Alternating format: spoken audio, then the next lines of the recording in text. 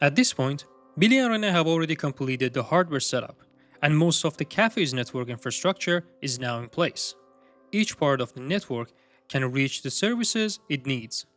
Now, they need to define which parts are allowed to communicate with each other and which ones must remain isolated. This episode was originally meant to include the speed control configuration as well, but after reconsideration, they decided to focus this episode solely on the firewall rules and network management hardening, covering the speed control setup in the next part or parts. They consider one serious risk: being locked out of the network if something goes wrong during the process, which is pretty common in firewall rule setup. To prevent that, they first create both a readable .rsc export and a binary.backup file from each device in the network. They also decide to configure the emergency VLAN 88 on a separate router port, Ether 4.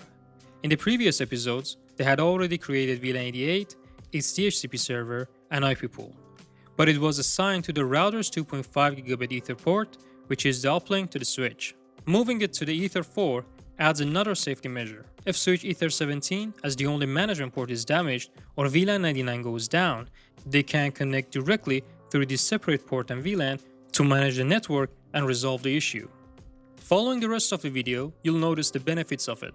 In order to change the VLAN 88 to Ether 4, first they open Winbox on the shadow router, they open IP addresses, and move the emergency gateway to Ether 4. Second, they open IP DHCP server and change the emergency DHCP server interface from VLAN 88 emergency to Ether 4. The existing pool, gateway, DNS, and address range stay unchanged. They physically connect a laptop to Ether 4. The laptop automatically receives a VLAN 88 IP address and be able to reach the shadow router at 10.10.88.1.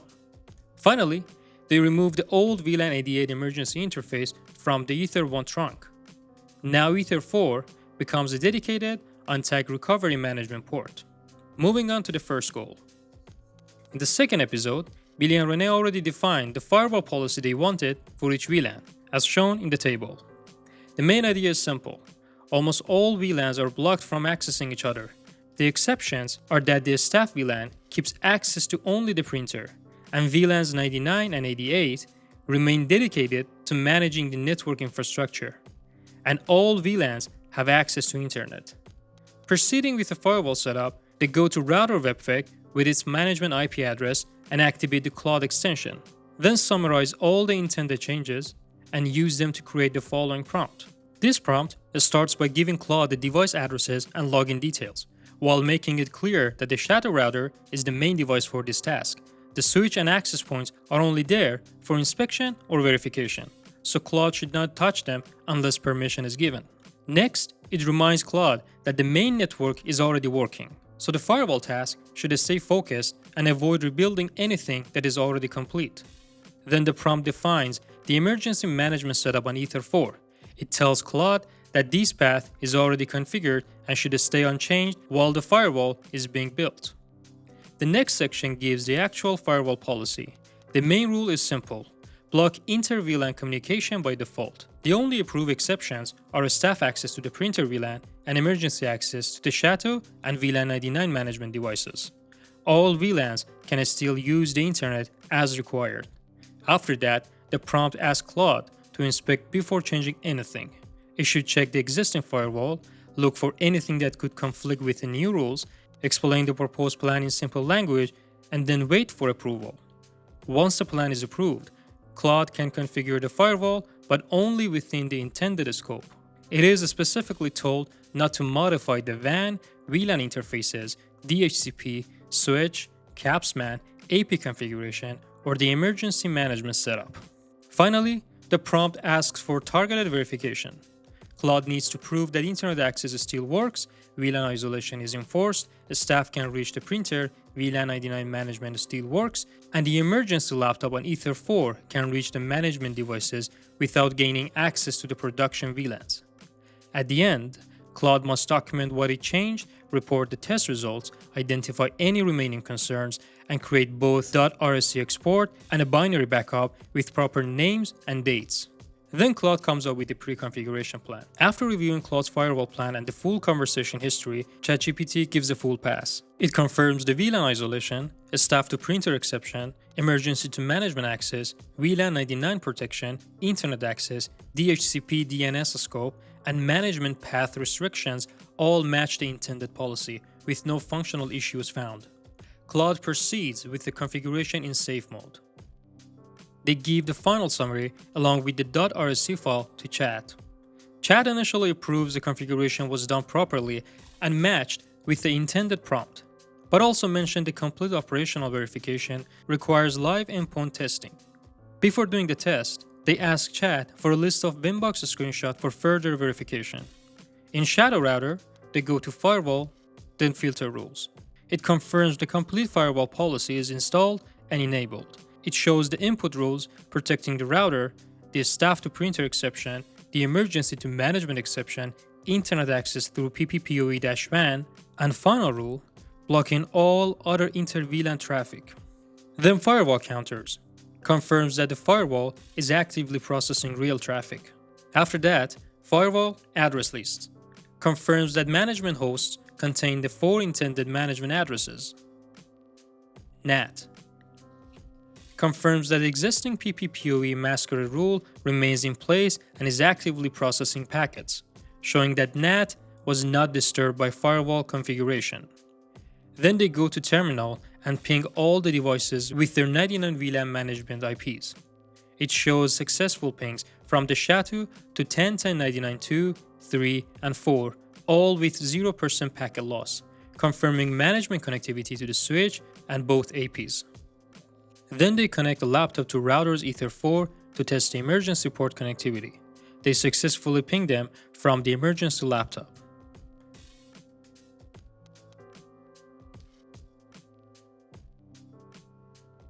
However, when the emergency laptop tries to ping a VLAN for the client connected to switch Ether4 with the IP address of 10.10.41.20, it receives 100% packet loss.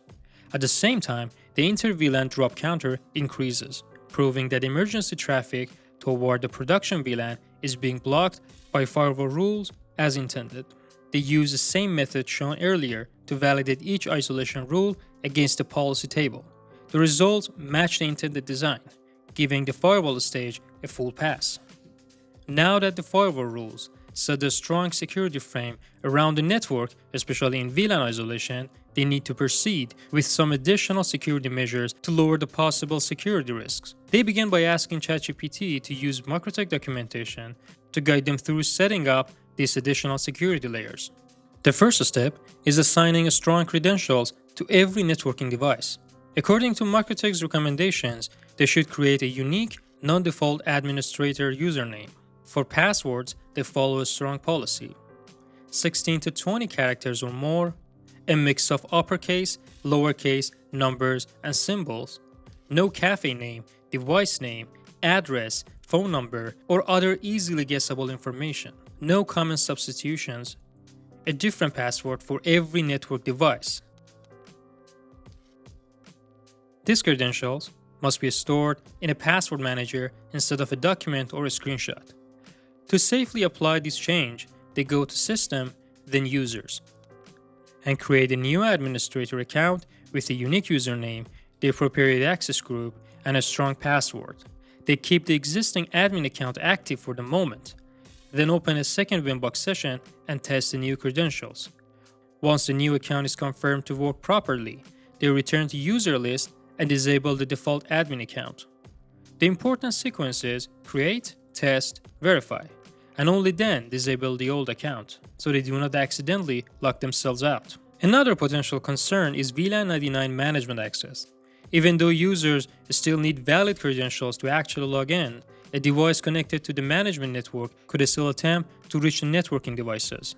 To reduce those unnecessary attempts, they limit management access to a specific approved IP addresses. One can be the primary, while the second one remain available as a backup.